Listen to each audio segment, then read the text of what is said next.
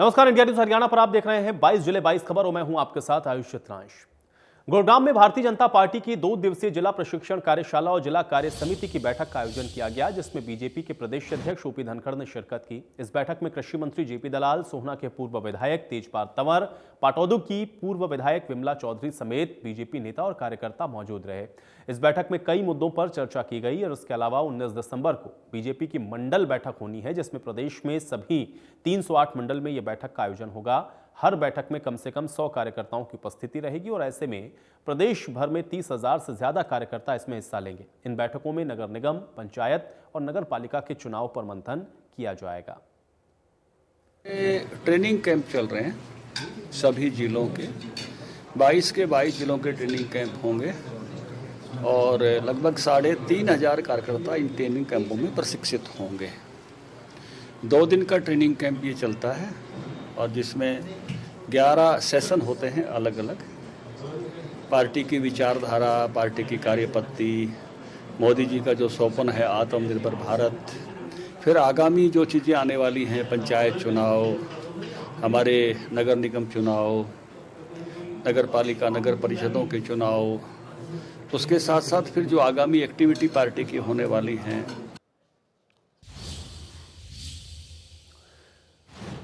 तो पलवल के गांव रूदी में केंद्रीय राज्य मंत्री कृष्णपाल गुर्जर ने लगभग 2 करोड़ रुपए की लागत से हुए सड़क निर्माण कार्यों का शुभारंभ किया और इस मौके पर पलवल विधायक दीपक मंगला भी मौजूद रहे। केंद्रीय राज्य मंत्री कृष्णपाल गुर्जर ने कहा कि लगभग 62.5 लाख रुपए की लागत से गांव रूंदी से लडियाका और करीब 1 करोड़ 33 लाख रुपए की लागत से रूंदी से बामनीखेड़ा तक सड़कों का निर्माण कार्य करवाया जाएगा। पलवल के चौमुखी विकास कार्यों को पूरा करने में कोई कमी नहीं छोड़ी जाएगी। नेशनल हाईवे 19 पर लोगों को जाम से निजात दिलाने के लिए पुलों का निर्माण होगा। इससे फरीदाबाद से पलवल तक का सफर आसान होगा। इस मौके पर कृष्णपाल गुर्जर ने बारात घर की रसोई बनवाने के लिए सांसद निधि कोष से 10 लाख रुपए देने की भी घोषणा की।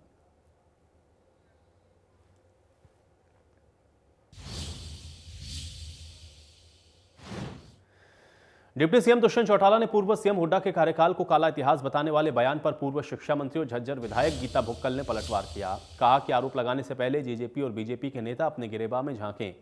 आंदोलन में किसानों की शहादत के जिम्मेदार लोग इस तरह के आरोप लगा रहे हैं। उन्होंने डिप्टी सीएम दुष्यंत चौटाला को यह सलाह दी कि उन्होंने अब प्रदेश को पीछे ले जाने की बजाय आगे ले जाने की दिशा में काम करना चाहिए।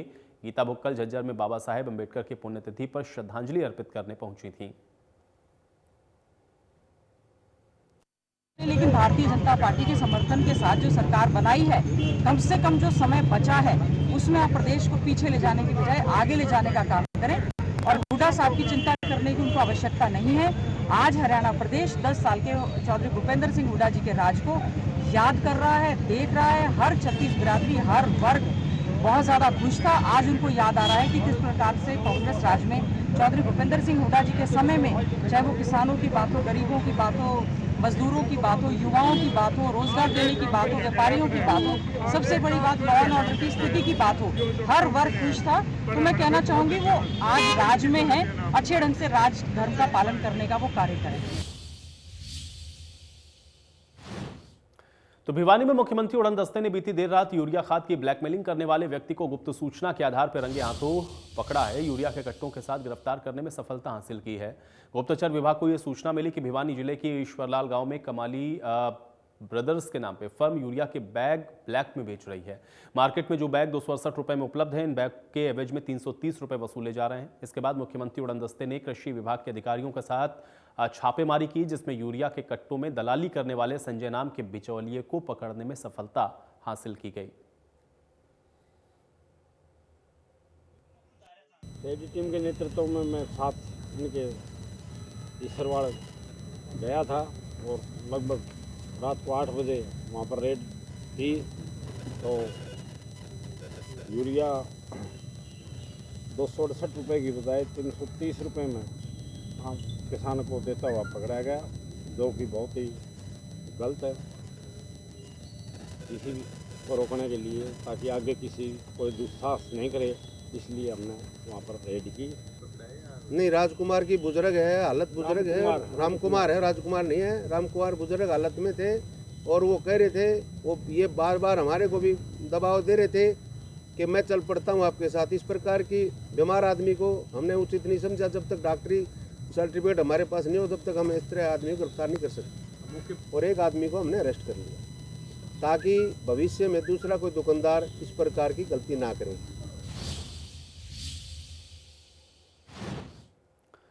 फतेहाबाद में हासपुर पैक्स में खाद के करोड़ों रुपए के घोटाले का मामला सामने आया है। सदर पुलिस ने खाद घोटाले के मामले में प्रबंधक देवीलाल और विक्रेता के खिलाफ मामला दर्ज किया है। प्रबंधक और 2 विक्रेताओं पे 2 करोड़ की खाद बाजार में बेचने के आरोप लगे हैं। पुलिस ने सहायक रजिस्ट्रार की शिकायत पे आरोपियों के खिलाफ 2,18,86,719 रुपए की राशि के गबन के आरोप में धारा 419, 420 के तहत मामला दर्ज करके जांच शुरू की है। फतेहाबाद में करोड़ों के खाद घोटाले में ये कार्रवाई की गई है। हासपुर पैक्स में जो उसका इंचार्ज था देवीलाल, उसके द्वारा गबन की जांच पैक्स की सोसाइटी द्वारा की गई थी और उसकी रिपोर्ट पर मुकदमा दर्ज किया गया। आगामी कार्रवाई की जा रही है। तो कितने लोगों पे मामला दर्ज किया गया है? ये 2 लोगों के खिलाफ है। तो आरोप क्या थे सर इसमें? गबन का मामला है। कुरुक्षेत्र में अंतर्राष्ट्रीय गीता महोत्सव परवान पर है और महोत्सव में लोगों की भारी भीड़ तो उमड़ रही है, तो फिर कोरोना के ओमिक्रॉन वेरिएंट का खतरा भी सिर पर मंडरा रहा है। लेकिन इस समारोह में लोग सोशल डिस्टेंसिंग की धज्जियां उड़ाने के साथ साथ अधिकांश लोग यहां पे मास्क पहनना भी जरूरी तक नहीं समझ रहे। भले ही प्रशासन ने निःशुल्क मास्क बांटने की व्यवस्था की हो, लेकिन फिर भी लोग मास्क को नहीं लगा रहे हैं। जिला उपायुक्त ने कहा है कि कोरोना का खतरा अभी टला नहीं है, ऐसे में लोगों को नियमों की पालना करनी चाहिए।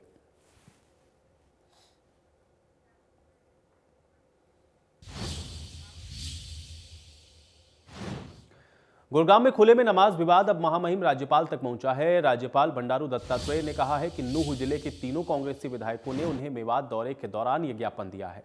वहीं महामहिम ने यह भी कहा कि अधिकारियों से इस बारे में वो बातचीत करेंगे। उन्होंने कहा है कि दोनों समुदाय इस समस्या को सुलझा लेंगे। उन्होंने ये भी कहा कि सरकार इस मामले में कार्रवाई कर रही है।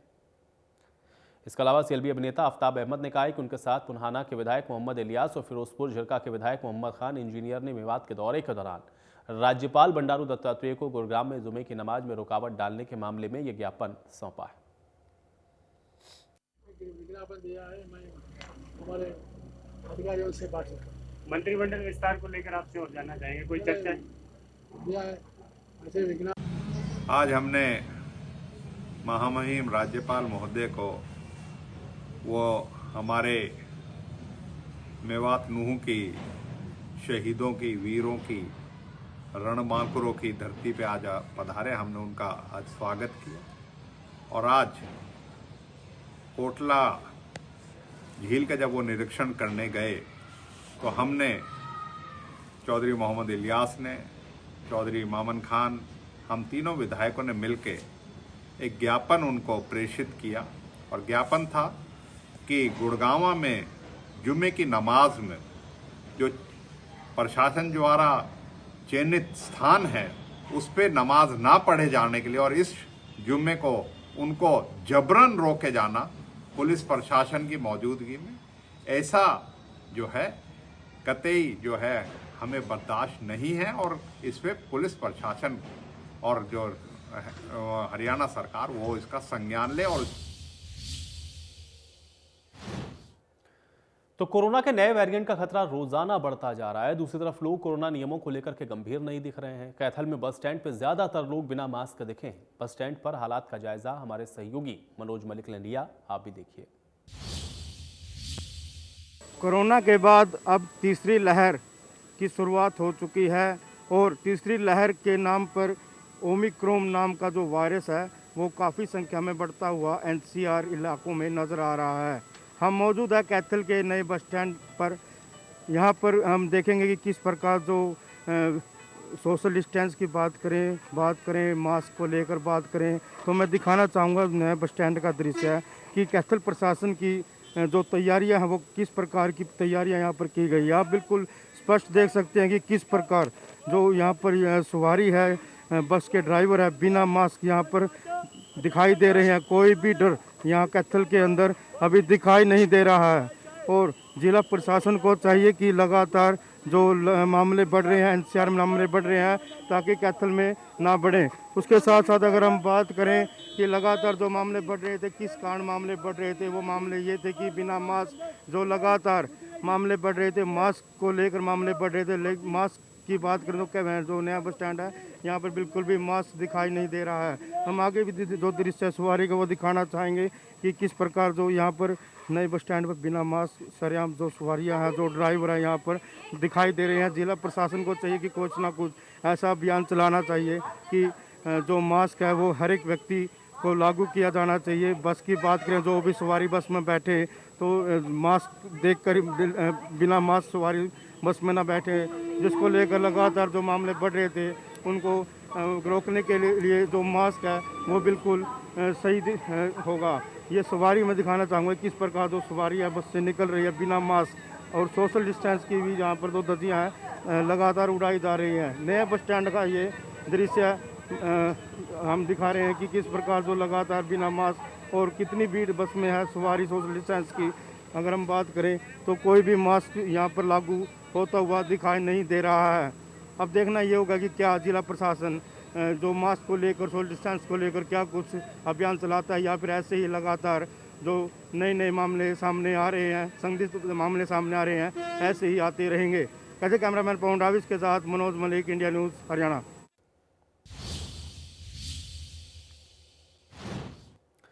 तो अंबाला में प्रदेश भर से आई आशा वर्कर्स ने अपनी मांगों को लेकर के स्वास्थ्य मंत्री अनिल विज के आवास के बाहर जोरदार प्रदर्शन किया। आशा वर्कर्स का कहना है कि जब तक उनकी मांग पूरी नहीं होती है वो दिन रात धरने पर बैठेंगी। आशा वर्कर्स का ये भी कहना है कि कोरोना महामारी में आशा वर्कर्स ने कोरोना योद्धा की तरह काम किया है। वैक्सीनेशन के समय में जो भी आशा वर्कर वहां पे कार्यरत थी उनको सरकार की तरफ से 1000 रुपये प्रतिमाह दिया जा रहा था, जो अब सरकार ने बंद कर दिया है।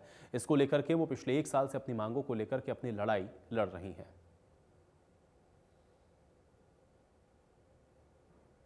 सब जानते हैं कि आशा वर्कर्स ने कोरोना महामारी में कोरोना योद्धा की तरह से काम किया है और काफ़ी महत्वपूर्ण रोल अदा किया है। लेकिन इन तमाम कामों के बावजूद भी हम पीछे भी 1 साल से लड़ाई लड़ रहे हैं। हमने पीछे भी 20 दिन की हड़ताल की, और वो इसीलिए कि कोरोना के दौरान जो हमारा काम करवाया जा रहा था हमसे, उसके हमारे प्रोत्साहन राशियों को कट किया गया। हरियाणा सरकार जो को देना था, जो हमारा पैटर्न बनता था, अब जो हम सुबह 7 बजे से 8 बजे से 9-10 बजे से लेके शाम के 5-6 बजे तक अपने सब सेंटर पे या दूसरे सब सेंटर पे भी जो वैक्सीनेशन का काम कर रही है आशा, उसके लिए पूरे महीने का जो 1000 रुपया आशा को दिया जाता था, अब वो भी कट कर लिया है।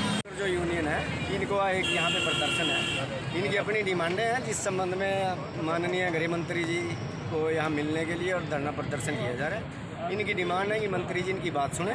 मंत्री जी आज बाहर हैं, जैसे ही वापस आएंगे इनकी बात करवाने की कोशिश की जाएगी, जैसे आदेश होंगे उसी।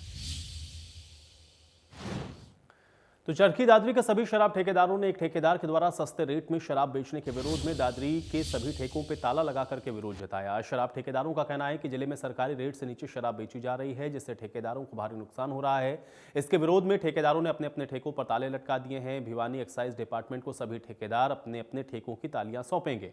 बता दें कि दादरी में पिछले 1 महीने में दारू के रेट में भारी गिरावट आई है, जिससे पीने वालों को तो राहत मिली है, लेकिन ठेकेदारों के सामने बड़ी समस्या है। इसमें एक ठेकेदार के द्वारा तो बिल्कुल कम दामों पर शराब की बिक्री हो रही है। 80 रुपए में देसी दारू की बोतल मिल रही है, तो अंग्रेजी बोतल भी 200 रुपए में शुरू हो जाती है। इससे शहर के नाराज ठेकेदारों ने ठेकों पर ताला लगा दिया और उसके बाद भिवानी एक्साइज डिपार्टमेंट को अपने ठेकों की तालियां सौंपी हैं।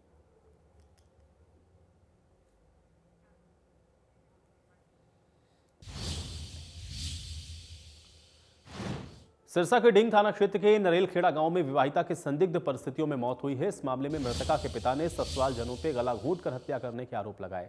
फिलहाल पुलिस ने मृतका का पोस्टमार्टम कराकर परिजनों को सौंप दिया है। मृतका का एक 5 महीने का बच्चा है। पंजाब के बठिंडा जिले के पथराला निवासी पम्मा राम ने पुलिस को दी शिकायत में बताया है कि उनकी बेटी रजनी की शादी 20 सितंबर 2020 को नरेलखेड़ा निवासी संदीप के साथ हुई। शादी के बाद उनकी बेटी को एक बेटा हुआ। उन्होंने बताया कि शादी के बाद उसकी लड़की रजनी को उसका पति संदीप, ससुर जंगीर सिंह और सास पालोबाई लड़ाई झगड़ा करने लगे। पम्माराम ने यह बताया कि रविवार को उसकी बेटी रजनी ने उनको फ़ोन पर कहा कि उसे आकर ले जाओ। इसके बाद पति, सास, ससुर उसे परेशान करते हैं। इसके बाद उसकी बेटी ने फ़ोन काट दिया। करीब 15 मिनट के बाद उसकी लड़की के ससुर जंगीर सिंह का उसके पास फ़ोन आया और कहा कि रजनी को अटैक आ गया है।